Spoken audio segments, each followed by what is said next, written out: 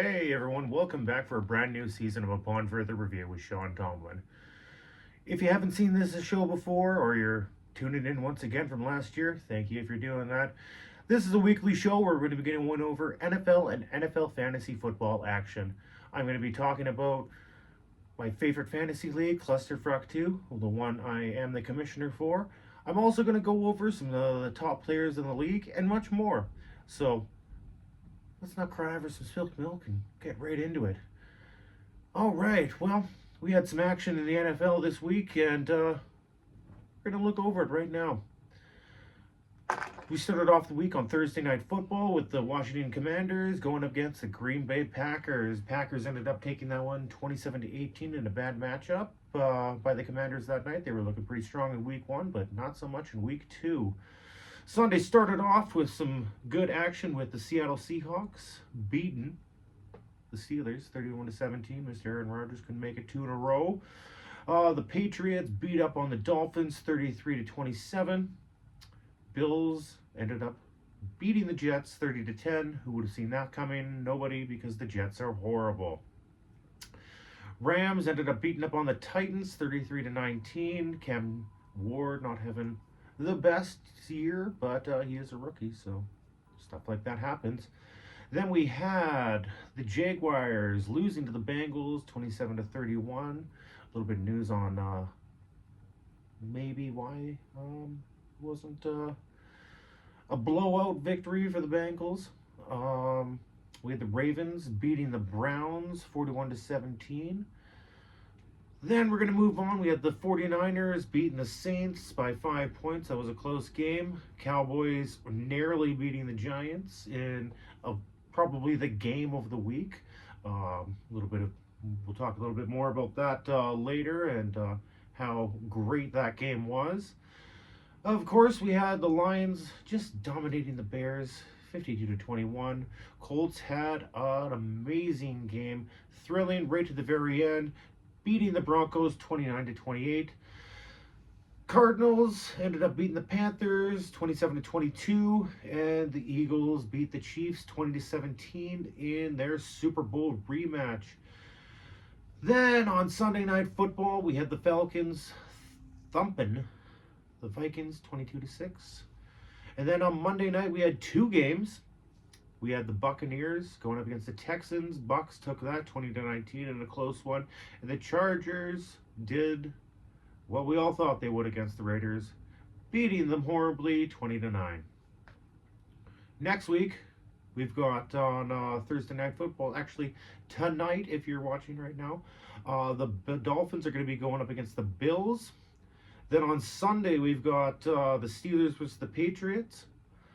And we have the Jets versus the Buccaneers. Then we have the Raiders versus the Commanders, Texans versus Jags, Rams versus Eagles, Colts versus Titans, Bengals versus Vikings, Falcons versus Panthers, Saints versus Seahawks, Packers versus Browns, Broncos Chargers, Cowboys Bears. That should be a good one. Cardinals 49ers, Chiefs and Giants is going to round out on Sunday Night Football. And then we're going to have the Lions and the Ravens for Monday Night Football. So some good action going on there. For my picks for this week, I'm going to go I'm going to go Bills over the Dolphins because the Dolphins have just been, well, pretty much just absolute garbage. Steelers over the Patriots. I got the Bucks over the Jets. Commanders over the Raiders. Texans over the Jags. Eagles over the Rams. Colts over the Titans. Falcons over the Panthers, Vikings over the Bengals. I got Packers over Browns, Saints over Seahawks, Cowboys beating the Bears, Broncos dominating the Chargers, 49ers beating the Cardinals, and the Chiefs getting their first victory of the year against the Giants. And on Monday night, I'm going to go Lions beating the Ravens. So lots of good action going to be happening around next week. Lots of good action that happened last week. So if you love football, what a time to be alive. Next, we're going to go into my top threes at all positions. So for quarterbacks this week, we had Lamar Jackson with 28.4 points, Joe Burrow with 27.7, and number 3, Josh Allen, 26.55. Running backs, we had Devon Achane with 20.48, Christian McCaffrey with 20.37, and Jamar Gibbs rounding it out at 19.65. Jamar Chase, you led for the wide receivers at 20.05, Puka Nacua 18.92, and CeeDee Lamb rounding it out at 18.7. For tight ends, Terry McBride had 15.62, Brock Bowers 14.79, Travis Kelce, you had 12.38.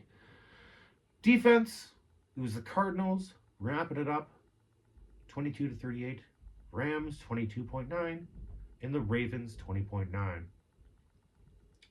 New little thing that we're going to put in this year, I'm going to be doing what I think will be my perfect lineup. There will be no kickers, so kickers you got to pick on your own. QB, I'm going to go Josh Allen versus the Dolphins. I think that's going to be a great matchup for Josh Allen.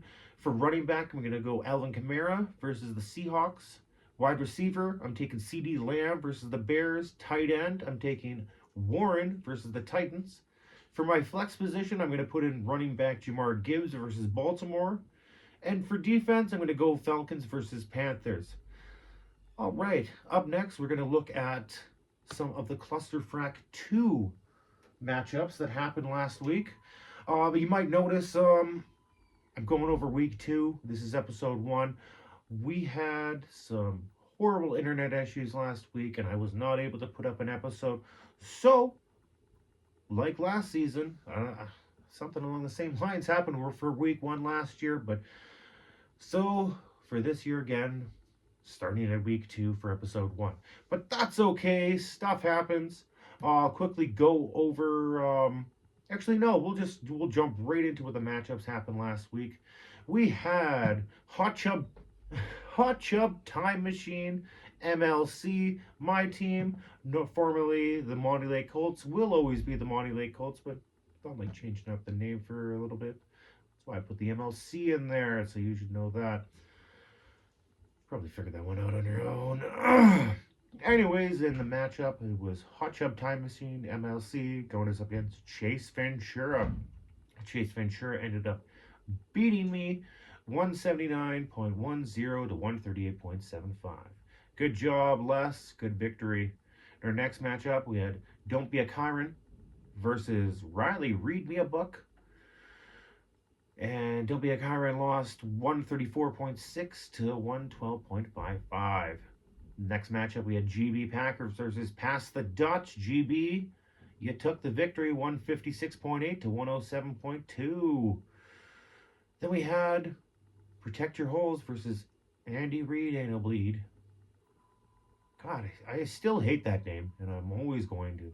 I just don't like it. Some people might. This was a close one. Protect Your Holes ended up winning it 171.95 to 171.05. That was our closest margin for the week. Obviously, the furthest margin was GB Packer versus Pass the Dutch by almost 50 points. In our final match, it was CD's Nuts, losing to the Mark Davis Bull Cut, 122.7 to 114.75. Next week, we've got a few good matchups going to be happening, so we'll look at that right now. And before we do that, we're going to go over just the standings. Right now, we've got Pass the Dutch leading Happy Gilmore with a 1-1 record. The Mark Davis Bull Cut right behind him at a 1-1 record. Riley Read Me a Book at 1-1. GB Packers at 1-1, and CD's Nuts at 1-1. So basically, after 2 weeks, Division 1, Happy Gilmore is all tied up from top to bottom. In Division 2, Shooter McGavin, my division, we have Protect Your Wolves, the only undefeated team in the league at 2-0, followed by yours truly, Hot Chub Time Machine, MLC, followed by Chase Ventura and Don't Be a Kyron, all at 1-1, and the only team to not get a win is Andy Reid Anal Bead. Kind of makes me happy. Should it make me happy? It's probably because I just don't like that name. All right, let's look ahead to next week's matchups. In the league, we're going to have Hot Chub Time Machine MLC versus Don't Be a Kyron. We got Andy Reid Anal Bead going up against Pass the Dutch. We got Mark Davis Bull Cut going against Riley Read Me a Book. CD's Nuts versus GB Packers. And Chase Ventura against Protect Your Holes. So it should be a good week coming up next week, or this week actually right now, starting tonight on Thursday Night Football. All right. Now that we've gotten through that, we're going to go into our final thoughts for the week, our goal to go segment. In week 2, Daniel Jones, Indianapolis Jones, Danny Dimes. I just like calling him DJ. He shined again for the Colts, having an awesome matchup. So it might be another case of changed scenery. Actually shows the kind of player that he is. Do remember that he was on the New York Giants. Just going to say that. Well, Joe Burrow seems to have a bad toe. He hurt it.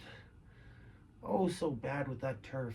He's going to be out for possibly 3 months. Might need surgery on it. So that's bad news if you're a fantasy owner of him, fan of him, or just a fan of the Bengals in general. Travis Kelce threw his helmet, throwing a tantrum because his team is 0-2. Travis Kelce. Maybe Taylor Swift is going to have to calm him down a little bit, make him feel a little bit better. I bet she has a few ways that you can do that. Mr. Aubrey, he got kicked for the fences today. Just had one hell of a matchup in the Cowboys game. He had a 56-yard field goal to take the game to overtime, then finished it off with an almost 70-yard kick. And he probably could have made it from 75, 80, the way it bounced off the back wall. It had some juice going into that. It was such a great game for the Cowboys. Dak Prescott looked good. Russell Wilson looked good on the Giants, but it was a good matchup all the way down to the wire. Went into overtime. Loved seeing that. Are the Dolphins sinking? Are they? I think so. Why? Because they just look god-awful. The only thing you can constantly count on is that Tyreek Hill is going to catch a pass. Besides that, can't count for much on them. They put up not a lot of points. They got a lot of points scored on them. They can't stop anything. I'm a Colts fan, obviously. Love the Colts. Didn't look that promising coming into this year, and we made them look bad. So, for how bad we've been the last few seasons, it's going to make you feel good as a Colts fan, which it did. But that just shows you how bad the Dolphins really are. Or maybe that's how good the Colts are, but they didn't really show too much against the New England Patriots last week. So, Dolphins, shit. Jets, shit. Panthers, less shitty, but still shit. So, on to our last topic of the night.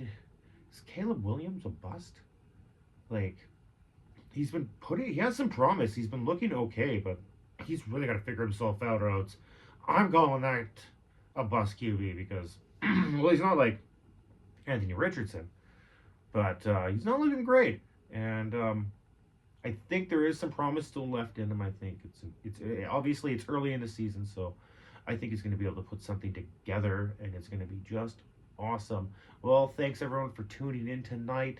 It is, and it always is great to, talk about football with you guys and let you know all these different little things about it and highlight the fantasy football.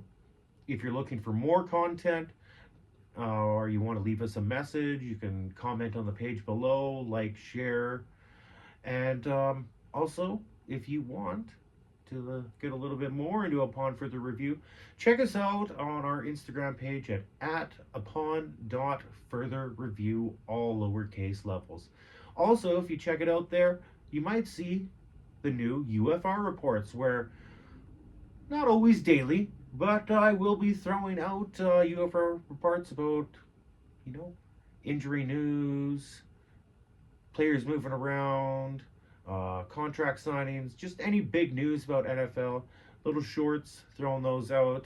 And I'll be throwing up a little preview of our episode and letting people know what episodes will be released. They will normally be released every Thursday morning at 6 a.m. So, we'll see you next time, where I'm going to break down everything you need to know.